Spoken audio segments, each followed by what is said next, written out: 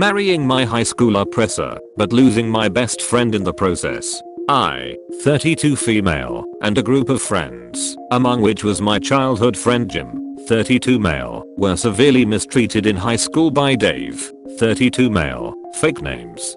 The mistreatment never turned physical, but it was still very bad, and it centered on me, and Jim being gay. We were dating, I was presenting male at the time, but I transitioned in college, with slurs, and everything. After graduating from high school, Jim and I stayed in contact. We next met Dave at our 10-year high school reunion about 3 years ago. He made a point of coming up to us to apologize for his past behavior, and said he had changed, and he realized he had been terrible to us. I was willing to let bygones be bygones, so I accepted the apology, but Jim refused to do so. It was fine, no big deal. Me and Dave parted ways amicably, though Jim chided me for accepting the apology. 6 or so months after the reunion, I was set up on a blind date by some friends, and the guy they set me up with was Dave. When we realized the situation, we had a laugh about it, and we decided to still have the date, since it would be a waste to just go home. Well, that date turned into 2 dates, which turned into 3 dates, and before we knew it, we were dating for good.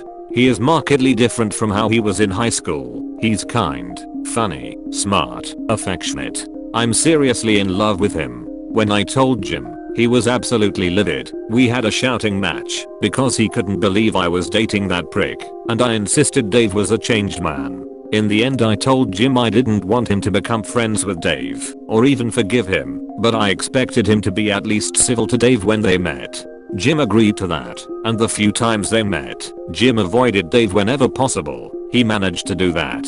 Then came the pandemic and the lockdown. When it came to decide where to live during lockdown, I realized I couldn't stand to be apart from Dave for an indefinite period of time, so I ended the lease on my flat and moved in with him. Living together, we fell in love even more, and 3 weeks ago, he proposed, and I accepted. While planning the wedding, I really wanted Jim to be my best man, since we are childhood friends and he's been by my side all my life. When I asked him, Jim flat out refused. Not only that, but he refused to come to the wedding altogether, and he said that, if I go through with it, we're done. He'll completely break off contact with me, and I'll never see him again. I told him he was being unfair to give me an ultimatum like that, and he shot back that he just couldn't stand to see me with Dave. So now I'm at a loss regarding what to do. I'm absolutely going to marry Dave. That's not even in question. I just don't know how to do so without losing my friendship with Jim. TLDR, I'm marrying the man who mistreated me and my friend in high school, and my friend told me he'll break off contact if I go through with it. Jim doesn't want Dave in his life, and you've basically constructed a situation where having you in his life means having Dave in his life. You're prioritizing Dave over him, and he's prioritizing not Dave over you. It's terrible, but ultimately nobody is really at fault here. It's just 2 people doing what they feel is best for them. This is a great way of putting it. But if you and Dave hadn't fallen for each other, would you have still forgiven him? Personally, I do still carry trauma from being mistreated in high school, but I have to do the work to overcome that hostility towards that oppressor. I don't think it's healthy to carry that hatred through life, but in your situation, that's Jim's prerogative. You can't make Jim forgive Dave, and Jim can't make you fall out love with Dave. Ultimately, you have to decide what's most important to you. Don't think that will be possible. Jim has some deep-rooted anger towards Dave, and understandably so. It's great news for you, but Jim has already made his feelings known. Perhaps, in time, Jim will find Dave to be a kinder person. It could well never happen. Dave might be just a jerk. Girls go for jerks all the time, and on top of that, Jim might just have feelings for her as they used to date in the past too. Girls go for jerks all the time. Love this weird assumption that girls are some sort of hive mind here. Jim is gay. When they dated, OP was a gay man. She's a woman now. The feelings thing is highly unlikely, which is why everyone was jumping on the women go for jerks comment. Ah yes, please do tell us women more about what we, as women, as a group, all like. Do carry on, because I'm sure the majority of us would be surprised and even curious to know how we would be attracted to jerks. I forget that we collectively are all attracted to the same thing. Wow. I just don't know how to do so without losing my friendship with Jim. You can't. If you marry Dave, that friendship is over. Permanently. You don't get to tell someone else they have to ignore their own mental scars to make you happy. You were, and are, allowed to make your own choices about Dave, but you never get to make those choices for Jim or anyone else. You have made your choice.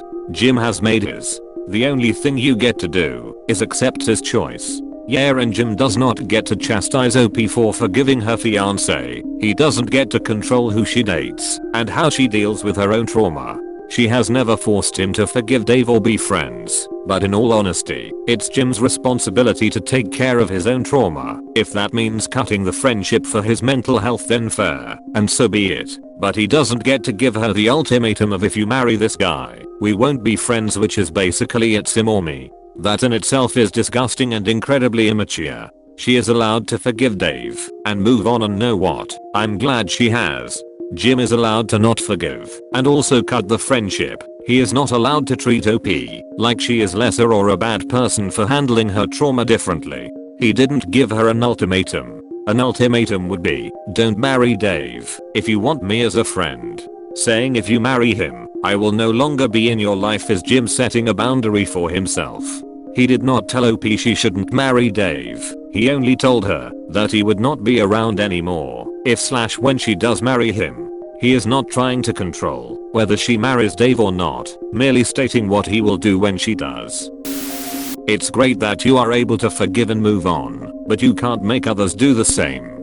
Trauma is trauma and should be respected. Either way, you've already made your decision and now you need to accept the consequences that come with it. But OP isn't forcing her best friend to forgive her fiance. The friend is the one who's trying to control the way OP dealt with her trauma. He's the one not being respectful. OP isn't obligated to stay angry for the rest of her life for anybody's sake. This is very unfair to you, OP, but I don't think there's anything you or your fiance can do. Maybe tell your friend that you accept his decision, but you'll welcome him back if he changes his mind.